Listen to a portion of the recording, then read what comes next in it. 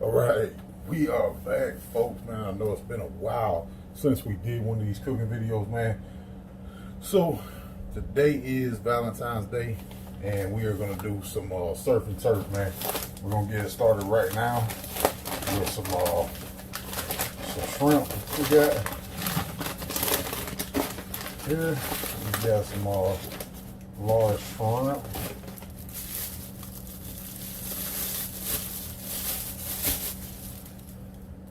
Now, these haven't been deveined or anything like that. Still got everything on them, as you can see here. So, what we're gonna do, we're gonna throw these into a pot or a bowl, whatever you got handy, and we're gonna pull that off. But we're gonna season them. We got some Cajun seasoning here. We got some Cajun seasoning. We're gonna season these up. Then we got some crushed red pepper here. We're gonna season that up with some crushed red pepper. Now, we got some of this. This is the secret ingredient, and it's that garlic butter crab boil seasoning. This is gonna take the place of any Old Bay that we use in this house for the most part. You know, we still do use Old Bay, but not as much. So we're gonna sprinkle these bad boys up. Now what we're gonna do, we're gonna toss these. My hands were pre-washed before I started the video. Make sure you wash your hands. Nobody want to eat food you prepped up without being washed. So what I'm gonna do is I'm gonna show y'all these here, and the reason I'm just doing some of them is this is just for the prep part of the video. Okay.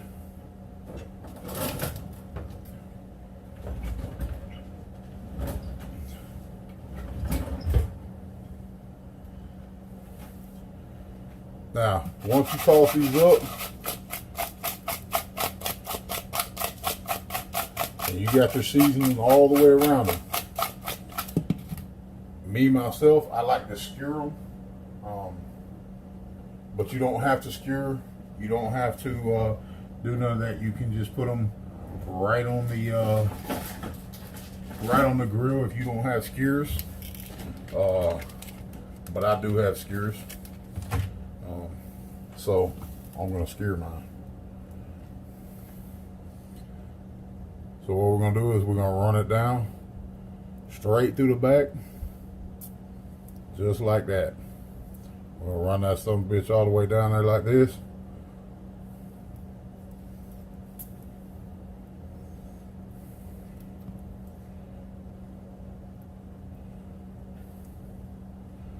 And just stack them up.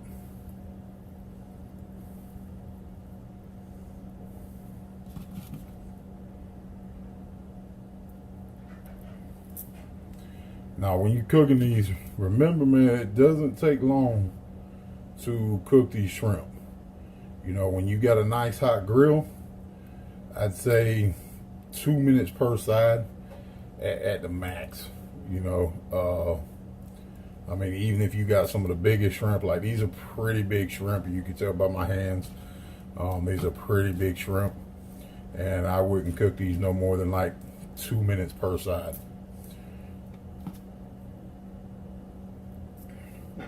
So that's gonna be the last one for that one there. But that right there is what we're gonna do with these. And I'm gonna catch you back on the next. All right, so right quick, man, what we're doing, I had already started. Didn't realize the camera wasn't on. So what's going on here is we got these oysters right here. We got about 2 dozen. So what we're gonna do is open these oysters up here. Now, I'm not a professional shucker, so I mean, I'm pretty sure there's gonna be somebody in the comment section, you know what I mean, telling me that I did it wrong or whatnot. We don't need a lot of oysters here. So, from my understanding and how I've always been taught to do it, you come in from the end that's got the eye, okay? Not this part down here, but you come in from this part down here. You get up underneath there. I'm going with a screwdriver. Like I said, we don't need a whole lot of oysters, so I don't have a professional oyster fucking shucker tool or whatnot. So I'm going with just a simple flathead screwdriver. Got my gloves on so I don't fucking stab myself. Now, this one's gonna be a pain in my ass, though. It make me even look worse than what I am at it, but I got it. Okay. So now, what you do is come around, then you can separate those shells. Okay. Boom, boom, boom. Okay. Now, what we got here is we have this stuff here. It is a garlic spread, basically a butter with some garlic and herbs. It's been marinating. You can make this at your house by basically taking your butter, soften it up by sitting it out for a little while, mix up your garlic, herbs, and whatever else you want to put on it. But what we're going to do is basically take just a little bit of this right here, and then we're going to put it on top, okay, of these. Each one of them get a little ounce of it, okay. Boom, like that. Then we're gonna come over here. We got some, that's not it. We got going back with a little bit of this Cajun seasoning. Bam, bam. Just a tad bit, folks. Okay. Then we got this parsley. Okay, parsley. We're gonna come just a little bit on top of each one. Boom, boom. Like that right there. Now, what I'll do, get back with y'all, and as y'all can see over here, I got all these shrimp skewered and ready to go.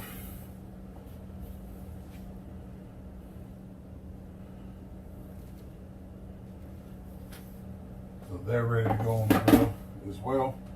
Like I said, 2 or 3 minutes on each side of those. These here, we're gonna play by eye.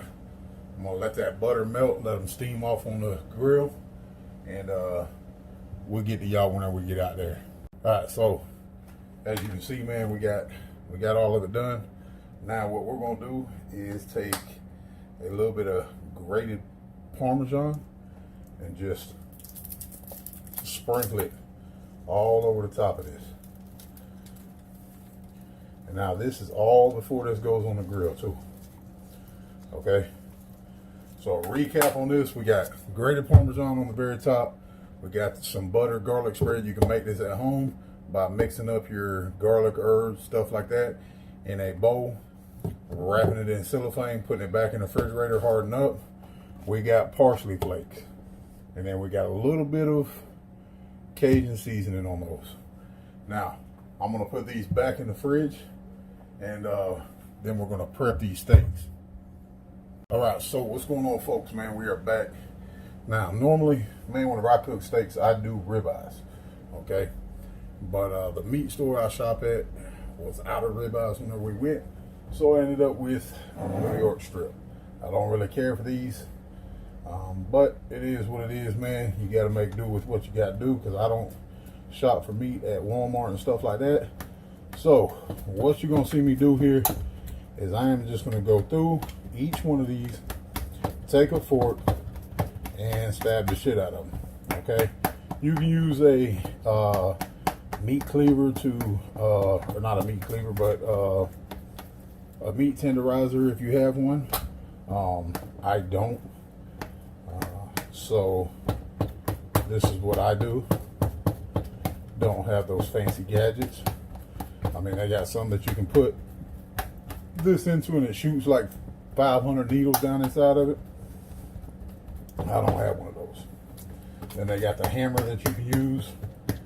I don't have one of those. So we use a fork.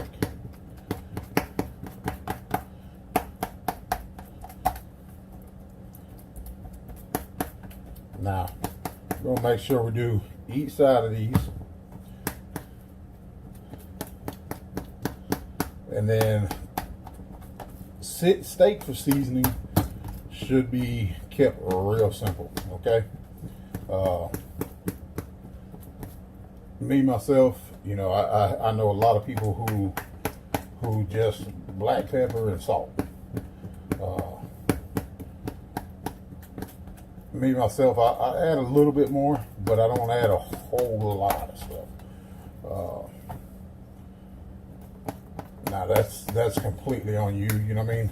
But I will say this: the quality of steak you buy, I don't care how good of a cook you are, you can't turn a piece of shoe leather into a steak. And you get what you pay for when it comes to steaks. If you see ground chuck steaks, just know them shits is tougher than shoe leather. They're not good. You know, you can get them for $3.99 a pound, of course you can. But is that what you're gonna want to enjoy eating when you make your meal? And the answer is gonna be no, unless you know, eat McDonald's all the time, and I mean, then you don't have taste buds anyway, so it really doesn't matter. Now, on to this last one here.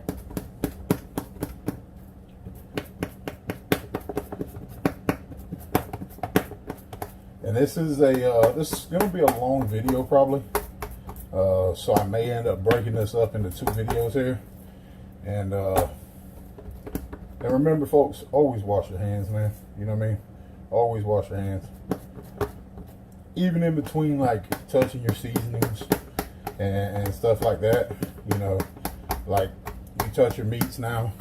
You know what I mean? Don't just grab straight for your seasoning, because you got meat stuff all over your hand. So, or if you're touching your meat in your bedroom, you know what I mean? Don't come in the kitchen and start touching shit in there either. So,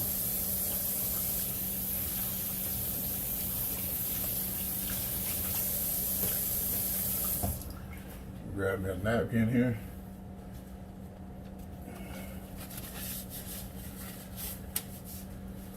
Now, what the first thing I'm gonna do is Worcestershire sauce, Worcestershire, however the fuck you want to say it. A lot of people use Dale seasonings. I use just straight Worcestershire sauce, French's preferably.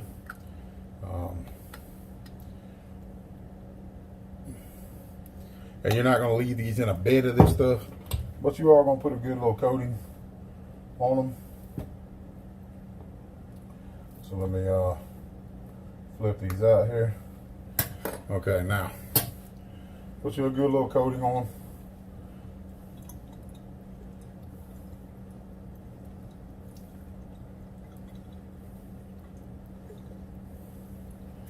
Okay, then we're going to flip them all over. Do the same thing to this side, because what you want to do is you always want to put your wet marinades or whatever else on first. And what's the reason for that? The reason for that is solely because if you start adding your dry seasonings, then whenever you add your wet, it's just going to wash that seasoning, the dry seasoning, right off. So come back. We're going to hit it again on this side with some Worcestershire. Okay. Now, got a little bit of garlic seasoning here. A little garlic powder, garlic salt, whatever you want to call it. I add just a little bit of that. Added a little too much, actually. So, yeah, we're gonna get some of that off. But okay. So now we got some of this stuff right here. It's called Killer Hog Steak Rub. This is some stuff one of the homies, CampLife, sent me.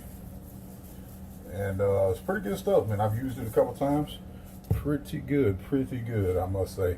Now, these are New York strips. I don't use this whenever I cook ribeyes, but I am going to use it for these New York strips, and that's a meat tenderizer. I'm not going to put a lot of this on there because it is salty, and I don't want a salty steak. So we're going to flip these around here.